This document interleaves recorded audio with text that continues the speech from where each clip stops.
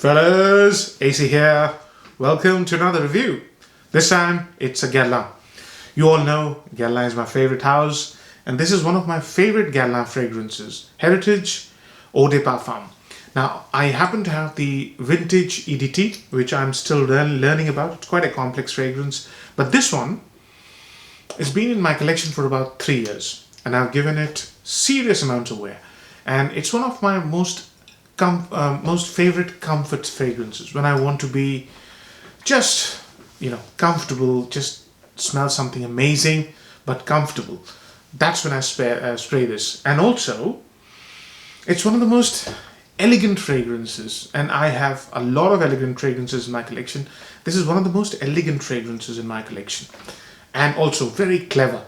It was launched in 1992, and it was created by parfumer Jean-Paul Guerlain, the same person who's created so many Guerlains, and the entire Aqua Allegoria line. Chamade is absolutely amazing, and he created this.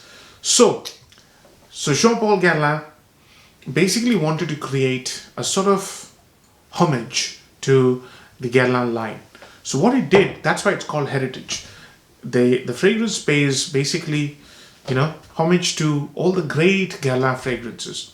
And when it was launched in 1992, it's one of the most revolutionary, and conceptually it was one of the most revolutionary fragrances.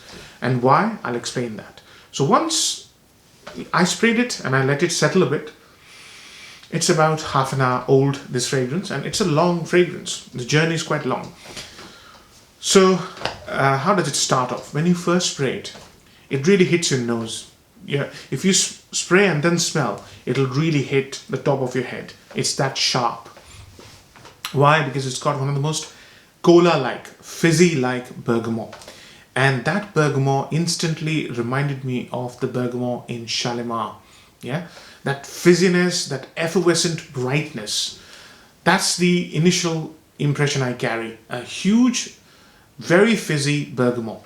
And it's like instantaneously there is introduction of a very creamy, chocolatey patchouli in the EDP. And along with that patchouli is this bright, beautiful amber. Another, homage to Shalimar. Shalimar has this beautiful amber along with vanilla. So that's the role that it's like it's like a play, Various fragrances are playing role here. That's why I said it's very clever fragrance. So that's the Shalimar opening. Yeah, not Shalimar opening, but two things borrowed from Shalimar. The patchouli is very spicy and brownish, golden brown. This bottle couldn't be better. This orange and this brown colored top or cap is exactly how the fragrance starts off. It's got this very dry brown patchouli. Yeah, not the heady hippie type. Very spicy. Then comes in a lemon. And the moment that lemon comes in, then I was reminded of Habit Rouge. Yeah. Now, Habit Rouge was released in the 60s. So they took that lemon from Habit Rouge and introduced it along with that beautiful amber and this lovely brown patchouli. It's already starting to turn chocolatey within the first 5 minutes. Then the lemon carries on, but what comes to play is a very creamy lavender. Yeah, and the moment you smell that creamy lavender, you're reminded of Jiki, Guerlain Jiki, which was released back in 1889. Now, that lavender is very creamy because of copious amounts of tonka.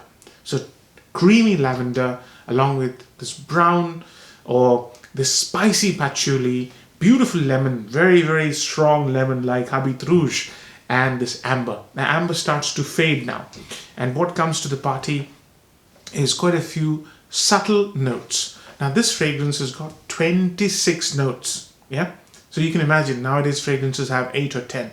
26 notes. All these little bits, little what do you call nuances of the fragrance are present. For example, sometimes I smell fir balsam. Sometimes I get a little hint of rose. Sometimes I get a little hint of lily of the valley. But this is a very temperamental fragrance. Different weather conditions means the fragrance will smell different. Different notes will come to the to the party, sometimes or the other. And now, since I've been having worn this for 3 years, I can tell you this is a very interesting and very temperamental. Some days it works, some days it doesn't. So that's how the fragrance starts its journey. Towards the mid stages, the fragrance gets the lavender. Never, and the beauty of that lavender is never gets herbal or bitter. It's always this beautiful, creamy, sort of aromatic lavender, very stylish and very sexy lavender. And then the lavender gives way to a very creamy sandalwood with slight sort of woody, soapy nuance. Yeah. So there's cedar. Cedar comes to the party along with sandalwood. So cedar is here, that the cedar I smell is more of a generic nature. But the cedar I smelt in the vintage is a proper cedar. Towards the late dry down, the fragrance brings in that oak moss. Now, the oak moss here basically doesn't smell like the oak moss of the 70s, but you get a feeling that you're smelling a proper patchouli oak moss combination in its dry down. It's got a proper oak moss. I mean, the smell is like an oak moss fragrance would smell. So you can imagine it gets from beautiful amber, beautiful sprightly bergamot towards that, spicy oak moss that you would smell in a 70s fragrance. That comes, but it never gets away because there's this lovely effervescent juniper berry and sandalwood combination that sort of pulls the fragrance towards the current century. And it's not a bad thing to smell like a 70s fragrance, but what I was taken aback was how creative this fragrance is, how so many notes really work together and then create a niche for itself. For example, in the middle stages, sometimes you'll get a smell of this beautiful chai latte, the kind of smell you get in Lidge. Lidge was born here. And if you compare Lidge to this, Lidge is based on patchouli and cacao, and the same thing here. There's this creamy sort of patchouli, spicy patchouli combined with that lemon which is there in Lidge, and that chai latte smell here, it has been morphed into a bit of a cacao-like smell. That fragrance is bitter. Lidge is bitter. This one is sort of spicy, but not bitter, leaning bitter, but not bitter. There's no sweetness in this, in spite of that beautiful amber in the beginning. So that's the journey of the fragrance. Very complex. A lot of different experiences every time you wear, different seasons. Beautiful experience.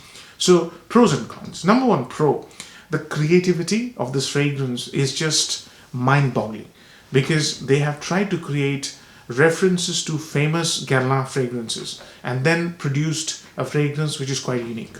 So just amazingly creative fragrance. Number two is the high value for money. See, you would have to pay a lot of money to smell a fragrance like this. 100 ml here costs, I think, $65 or something like that. So you can imagine Roja's Danger is an inspiration from Heritage. Yeah. So, if you think about it, Roja Danger costs about 275 or 50 ml. This 100 ml will cost you about 65 to 75 eau de parfum. So you have to spend big chunk of money to smell like this, as something as complex as this.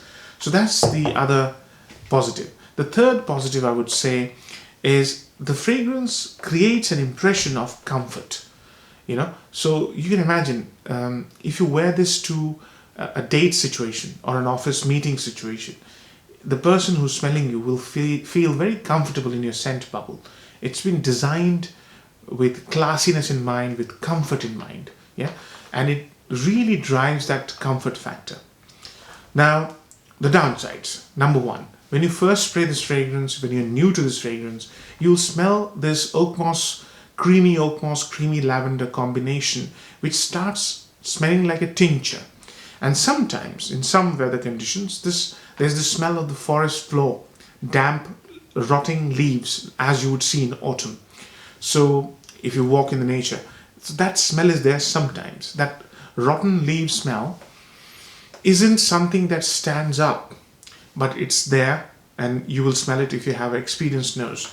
And even if you don't have an experienced nose, you will smell it, but it will not put you off. It should not put you off, because that smell goes away after a few hours, I would say. But it's there. Today I don't get it, but I do get it when I spray during the day. So that's one downside. The other downside is if you buy fragrances for compliments, I have never received a compliment from anybody, any woman who said this was just amazingly sexy. Never. But I've received compliments from my friends and colleagues who've always complimented me on smelling so classy and so unique. You know, it's not down the beaten track. As I said, there's only one fragrance I know of, and that is Roja's Danger, which smells like this. So if you have compliments in mind, if compliments are the biggest objective for you to buy a fragrance, then this may not suit you. This may not suit your sort of budget, if you like. And money is limited, so you would want to prioritize it onto fragrances that get you compliments. So I can't think of any other downside apart from those two. Weather. I think I've worn this in every weather. This smells the best in summertime evening. This will surprise you, because this 26 note breakdown, whenever you look at it, you'll think of it as a cold weather fragrance. On me, in British conditions, summer evenings can be as low as 12 degrees, 15, 12, even 10 degrees. It smells best when there's a little bit of warmth around. The warmth really amps up every single aspect I mentioned. The sandalwood smells better, the tonka smells better, the lavender smells divine, the amber smells amazing. There's a tremendous amount of warmth in this fragrance. So a little bit of warmth really makes this fragrance, you know, fantastic. It's really good in sort of warm evenings. Yeah, that's the best weather. This is kind of 5 degrees, 6 degrees at the moment. Daytime, sorry. Evening time is even lesser. So it doesn't jump off my skin as much as it did when I wore this in summer evening time. Yeah, cold evenings, warm evenings, coolish evenings. Now, age groups. This fragrance has this maturity about itself. It's a complex fragrance. It's a very classy fragrance, but very complex creation, almost art in a bottle. So whoever likes that will like this fragrance. So there's no age here. It's just that you have to appreciate little classy, little old school, little complex fragrances. Fragrances that have this huge spectrum. If you appreciate that, you'll like it. Occasions. I've worn this to every single occasion you can imagine. And I've never had the feeling of being uncomfortable in my skin when I wear this. I was never conscious. So you can wear this to any occasion as long as you're dressed properly, you sort of taking care of yourself, and you have this classy dress sense. If you have that, you can wear Heritage. Heritage is an absolutely brilliant scent. A lot of people say that this is a CEO scent. Yeah. So you're sitting in your own cabin, you know, wood panel room, that kind of stuff. If you read online, they'll say this is a CEO scent. So you can see that the fragrance has a lot of gravity, but it's not that kind of gravity where people feel intimidated by you. It's the kind of gravity where people feel amazed by you. Yeah, they want to talk to you, they want to be friends with you, they want to know you. That's the kind of, there's nothing frivolous about it, but this impression that this fragrance casts is outstanding. Yeah. So I think I've covered all aspects. Marks out of 10. I'm going to give it an 8 out of 10. Having smelled the vintage EDT, I can tell you that the vintage EDT has a lot more things going for it. But this by no means should take any credit off the current formulation EDP. It's a fantastic fragrance. But I've given it 8 out of 10 because I know what Heritage used to be. Still, this is a very fine fragrance. Hope you like the review, fellas. And if you do give it this video a like. See you again. Take care. Bye-bye.